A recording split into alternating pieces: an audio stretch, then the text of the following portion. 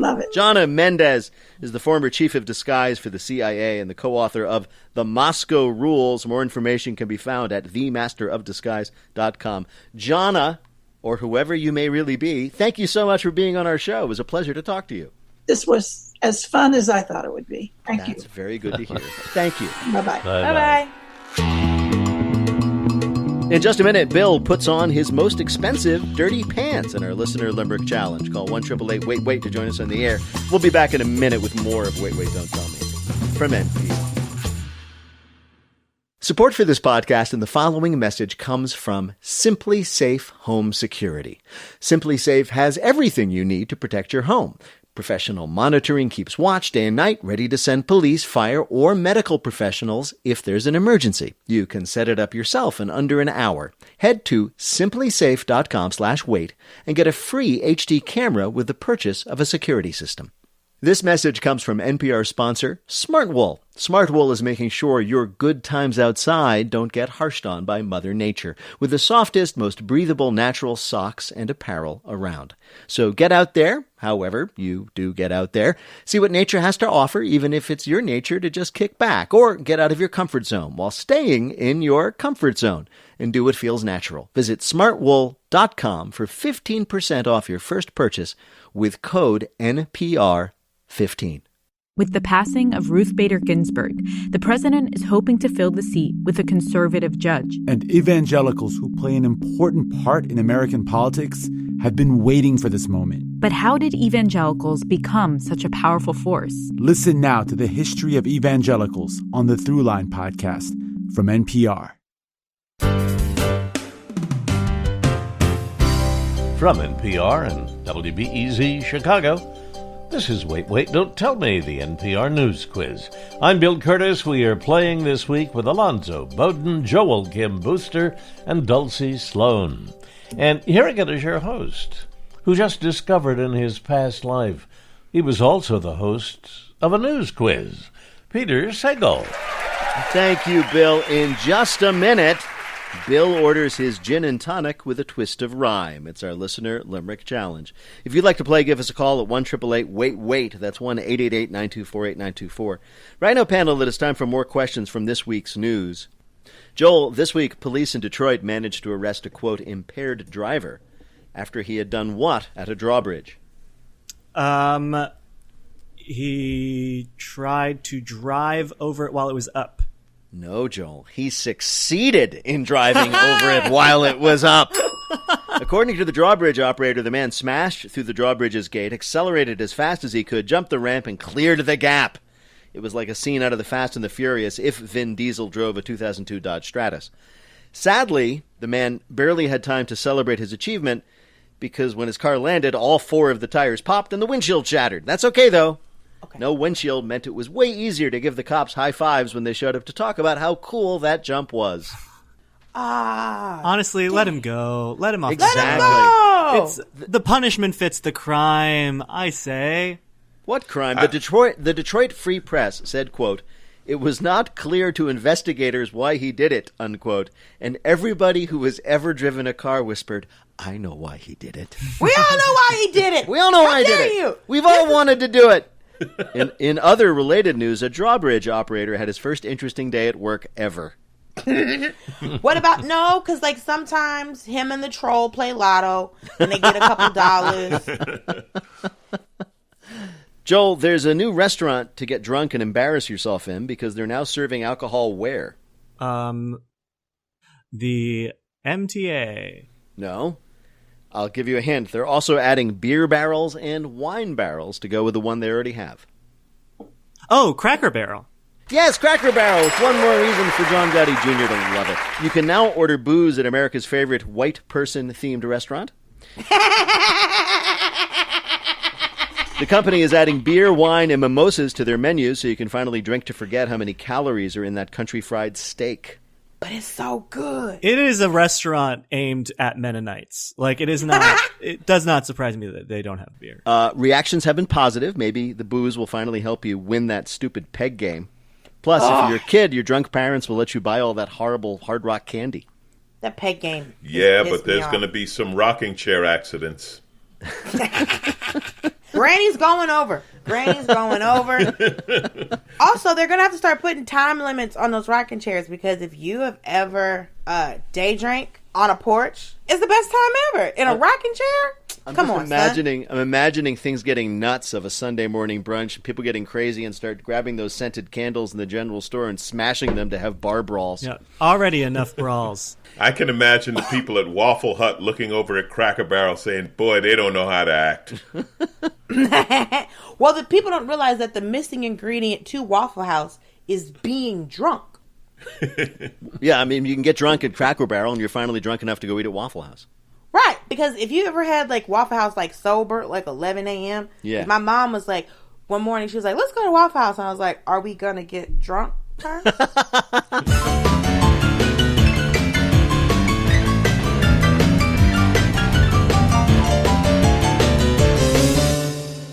Coming up, it's Lightning Fill in the Blank, but first it's the game where you have to listen for the rhyme. If you'd like to play on air, call or leave a message at 1-888-WAIT-WAIT. That's 1-888-924-8924.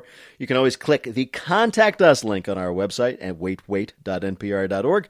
You can check out the Wait Wait quiz for your smart speaker. It's out every Wednesday with me and Bill in your home asking you questions. It's sort of like having people over. Remember that? Hi, you're on Wait Wait, Don't Tell Me. Hi, this is Matt from Cincinnati. Oh, great. What do you do there in Cincinnati? I'm a volleyball coach just across the river at Northern Kentucky University. Oh, that's cool. Well, I've always wondered something about women's volleyball. Okay. After every point, they'll gather together in like a little huddle. Yep. And then they go out to play again? Yeah. What is going on? What are they doing? They're usually cheering. They're just pumping each other up because volleyball is all about being hyped. But they're also talking about their blocking scheme for the next play. But it's just all about celebrating and scheming. Really, celebrating and scheming. Yes. Those are like two of my favorite hobbies, so I should be a volleyball player. Matt, welcome to the show.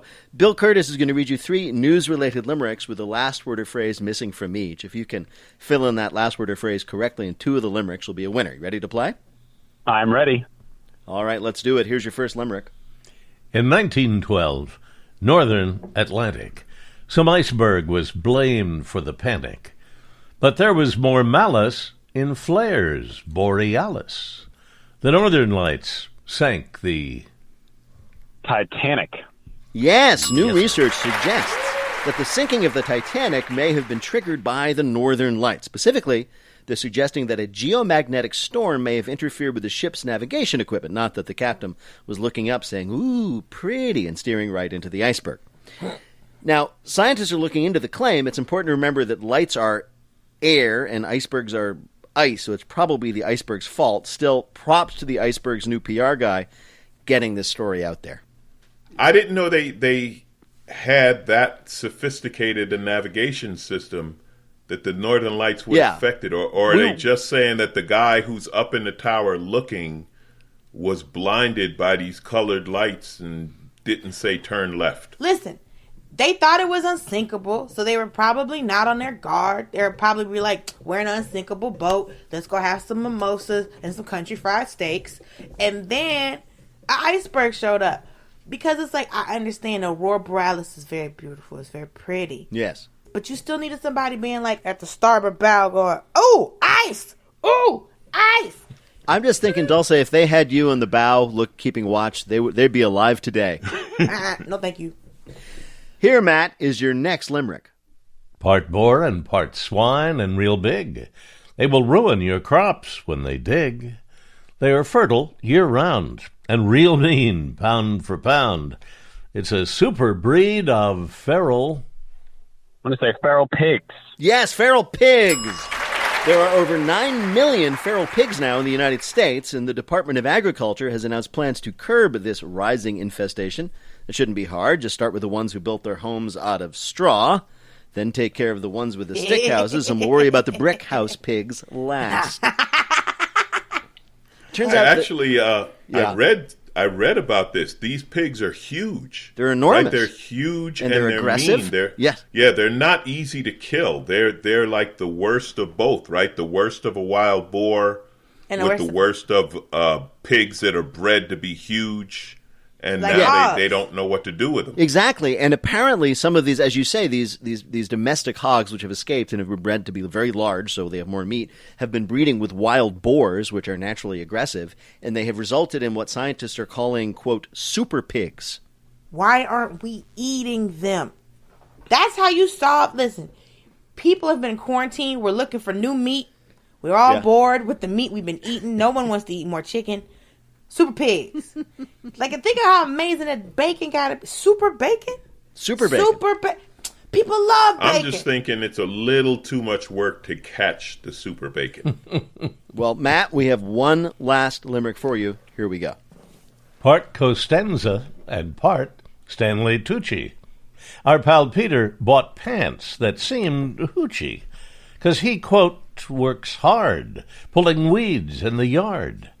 He's got grass-stained jeans made by Gucci. Yes, Nailed it. Gucci. Good job. This week, Gucci unveiled their new pair of $1,200 jeans with pre-made grass stains. It's either a bold new direction in fashion or the designer had a long weekend doing yard work and forgot he was supposed to design new jeans by Monday morning. This is infuriating to me because I had to get my grass stains growing up, like, through blood, sweat, and tears, crying as I mowed the lawn for the upteenth time. Otherwise, I wouldn't be able to play PlayStation. This is so, like, what is it with rich people? All of their fads go back to wanting to look poor. It's very strange. That is like, the richer you are, the poorer you want to look. It is so weird. It is Because if you're very rich, poor looks fun. Poor is not fun, but if you're rich, you're like, oh, that looks like fun. Look at him actually working on the lawn.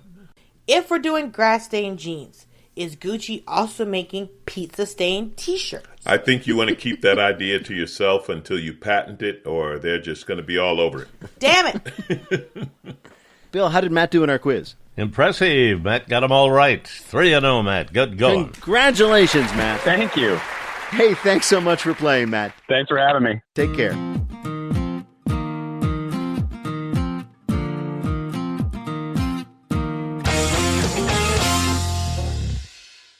This message comes from NPR sponsor BetterHelp, a truly affordable online counseling service. Fill out a questionnaire online and get matched with a licensed counselor best suited to your mental health needs. Whether it's depression, anxiety, or trauma, BetterHelp will help you overcome what stands in the way of your happiness. Learn more at BetterHelp.com and get 10% off your first month with promo code WAIT. BetterHelp. Get help anytime, anywhere. Now on to our final game, Lightning Fill in the Blank. Each of our players will have 60 seconds in which to answer as many fill-in-the-blank questions as they now can.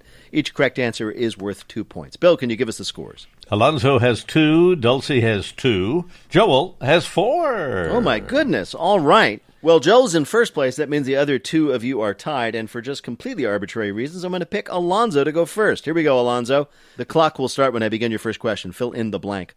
On Tuesday, the U.S. surpassed 200,000 deaths from blank.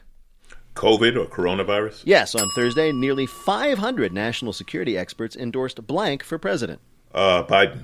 Yes, this week, the acting Secretary of Homeland Security said that blank were the U.S.'s greatest domestic security threat. White supremacists. Right. On Monday, a judge ordered the USPS to treat all blank-related mail as priority mail. Voter-related or mail-in ballots? Or? Yeah, election mail. According to a new memoir, former New Jersey Governor Chris Christie was once so angry at Mike Bloomberg, he threatened to blank. Close New Jersey? No, to sit on Mike Bloomberg. This week, Michael Bloomberg paid the fines for 32,000 felons in blank so they could vote. Florida. Right. This week, a man in Wales discovered that for over a year, every time he turned on his TV, he accidentally blanked. I don't know. Turned out the lights? He accidentally shorted out the entire town's Wi-Fi. The Welsh town was without internet for 18 months because of this man's vintage TV set. It kept interrupting the Wi-Fi signals. Authorities finally figured it out by using a device to scan for signal disruptors, which seems like a great first or second day solution, not something you try at month 18. The Wi-Fi is now fixed. Unfortunately, no one can log on because the password is in Welsh, so no one can spell it. Bill, how did Alonzo do in our quiz? He's in good shape. He had 5 right for 10 more points. He now has 12, and that's the lead. All right, Dulce, you're up next. Fill in the blank. On Wednesday, a GOP-led committee in the Senate said it found no wrongdoing by Joe Biden in his dealings with blank. Ukraine? Right. On Tuesday, the House passed a budget compromise, narrowly averting a blank. Government shutdown. Right. This week, Johnson & Johnson moved into phase 3 of testing for their blank vaccine.